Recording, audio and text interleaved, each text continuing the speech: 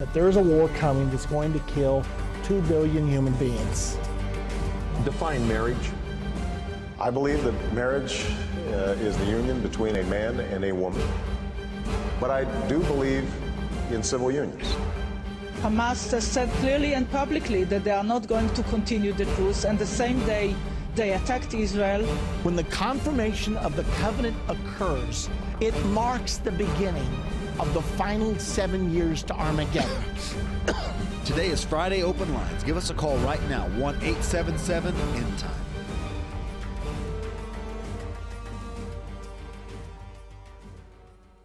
Look, there are two things I don't discuss: politics and religion.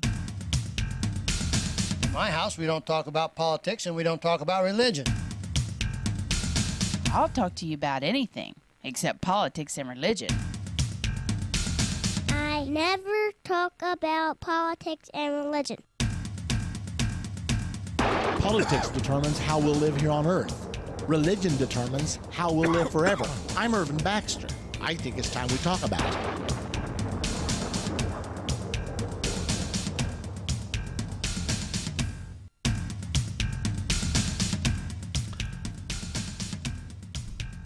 Well, it is everybody's favorite day of the week, Friday, and it's a special day here at Politics and Religion because it is open line. We can talk about whatever we want to talk about today.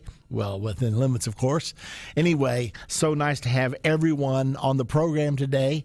Before we actually begin taking your callers, by the way, if you'd like to call in, the number to call, 877-END-TIME. That's 877-363-8463. And anybody's welcome to call in to the program. Before we start taking the callers today, let's do a quick review of where we've been this week. On Monday, we talked about the bombing of Libya, which began on the previous Saturday.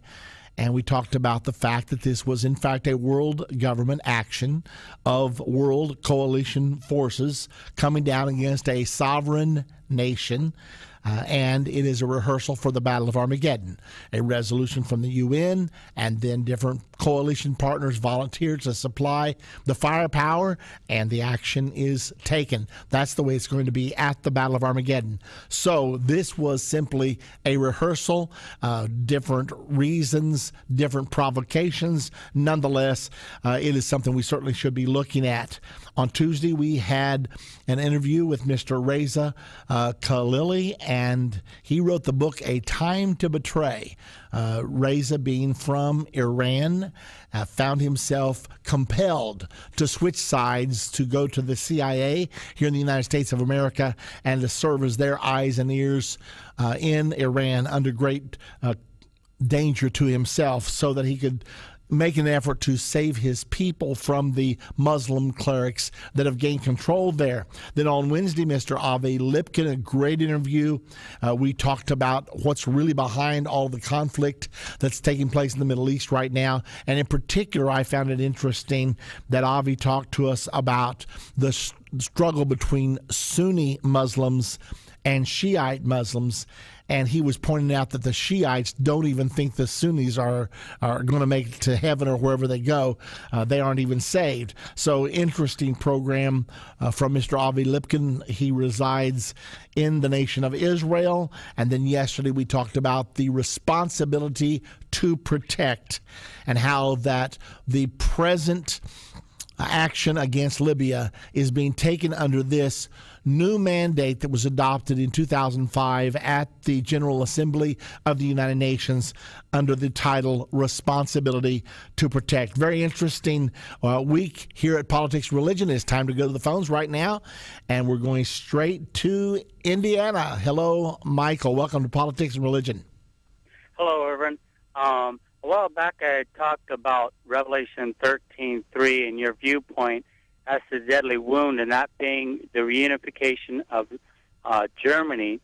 And I just wanted to say quick that NATO's short film series on the 60th anniversary of NATO, it's called One's Basement, Staircase, Basement, and Run. These are like a minute and a half clips. but they actually, these NATO films for the 60th anniversary won awards in Berlin. And this thing about the deadly wound, like I mentioned, it was General Reinhard Heydrich that was wounded in Prague, and he was supposed to take over as dictator after Adolf Hitler. And I was just thinking about that and thinking about Revelation and that deadly wound, because he died from that. And then I reiterated the fact that now in 2002, after the NATO after 9/11, that NATO had a NATO Prague summit in Czech Republic in Prague, and just east of Prague is Auschwitz-Birkenau. And I just wonder, what's your view of the deadly wound and the reunification of the European Union with the Holy Roman Empire and the Prague Castle, the Holy Roman Empire, Charles IV and Charles V, where they ruled in that Prague Castle, where General Reinhard Heydrich had taken the crown and ruled Prague with an iron fist. What's your opinion of that? You know, Michael, the Bible's very clear in what it says, in my opinion. It states there in Revelation chapter number 3 that there were, first of all, in verse number 2 of chapter 13, it says that there are 7 heads on the beast. And those 7 heads are identified back in Daniel 7, 1 head for the lion, 1 for the bear, 4 for the leopard, and 1 for the 10-horned beast. So as I was trying to understand this prophecy of Revelation 13 many years ago, I realized that the 7 heads in Revelation 13 were the same 7 heads of Daniel 7, because Revelation 13 is just simply a unification of all the powers of Daniel chapter number 7. So when I looked at this, I realized that one of the 7 heads of Daniel 7 had to be one of them that was wounded to death. Well, that's when I came across all the information where the news media referred to the division of Germany at the end of World War II as a rusty knife wound that must someday be healed, the 29-mile wound that just won't heal.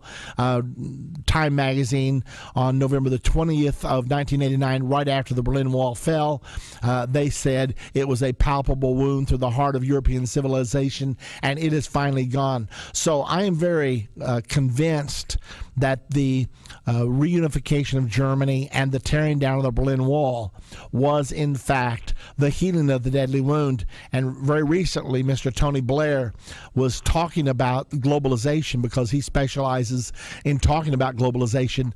He said globalization process began with the fall of the Berlin Wall. And so he's simply saying globalization being the process of moving toward a one-world government, that it did begin with the fall of the Berlin Wall, which is what I taught in my book before any of this ever happened. So I think it's pretty interesting, and that's what I believe about all that. Well, thank you, Irvin. I sure appreciate it. And a while back, I had a comment on whether the book of Esther, the Feast of Purim, if Iran is the revision of the Medo-Persian Empire. And I guess over the last weekend, Iran had used Hamas to strike Israel in Gaza with rockets right on the Feast of Purim. Have you heard anything about that? Well, I know that Hamas has been striking Israel repeatedly throughout the last week or two. It's like Hamas is taunting Israel into an attack because they feel like the will of the international community is very much against Israel right now, and therefore Israel is going to be very reluctant to attack. They think if Israel does attack, that they will be condemned in a greater way than ever by the international community.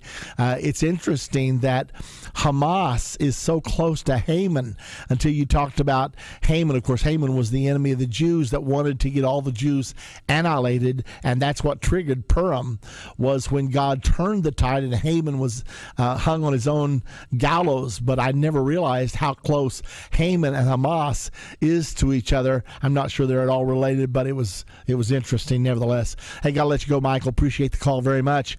And of course, the time of Purim, and I don't know whether it's past now or in progress in Israel, but what happened was, when there was a decree made that all the Jews could be annihilated in the land of what is today Iran, when that decree went forth, God turned the tables on that decree, and the the decree ended up saying that the Jews were free to take up arms and to defend themselves against their enemies. And so the Jews have been celebrating Purim ever since that time. They dress up and they have all kinds of costumes for some reason. Nevertheless, that's what Michael was referring to. It is open line here at Politics and Religion. The number to call is 877 End Time. And by the way, this is highly unusual, but all the lines are open. So if you want to get on, many of you say, well, I called and I couldn't get through. Well, right now is the time for you to call. The number is 877 End Time. And while you are dialing that number to be on the program today, let me go back with you about some of the things we've been talking about this week. Israel and Saudi leaders are in Moscow yesterday and possibly today as Palestinians ramp up their missile strikes. Now, Netanyahu is there trying to get support undoubtedly from Russia. If he only knew and understood the prophecies of the Bible, he would not be wasting his time, because it's Russia that's going to lead the invasion of Israel at the time of the Battle of Armageddon. Nevertheless, the leaders of Israel, they are blind. They don't understand what's going on around about them. They are not leading according to God's word, and therefore it throws them into total blindness. And in case you didn't get to tune in yesterday, we talked about an article from the Foreign Policy Journal entitled "The Libyan No-Fly Zone's Responsibility to Protect."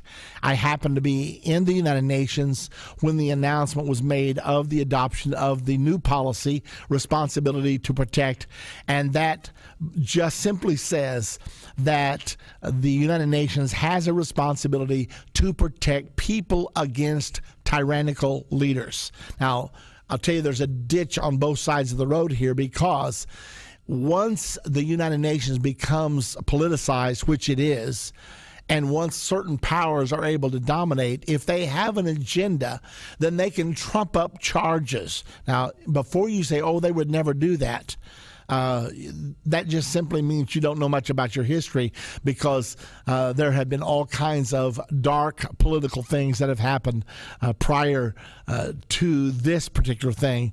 But, you know, when you start saying, well, who are the rebels? Does anybody know who the rebels are in Libya?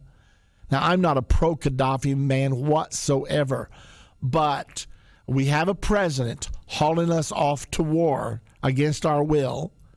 He is violating the Constitution by doing so, because the Bible the Constitution says that only the Congress can declare war. Some of his own party are now saying that he should be impeached for going to war without consulting the Congress. But we're living in a day when he consulted the United Nations, but he did not consult Congress. Apparently, he feels like the United Nations is above him and Congress is below him. Apparently, that's the pecking order these days, because I happen to know that President Obama does believe in the global nation. He believes in having a one world government system, and that explains his actions and why he's taking this course. I see the callers are coming in now. We are right up against the break, so I don't want to bring any of you on before our break time. Please hold right on. We'll go through our callers one by one as soon as we get back. But we're talking today, it's open line, of course. The number to call is 877 End Time if you'd like to be on with us. But we're doing a little bit of a review today about some of the things that we've learned throughout the week. And so we'll be right back in just a moment.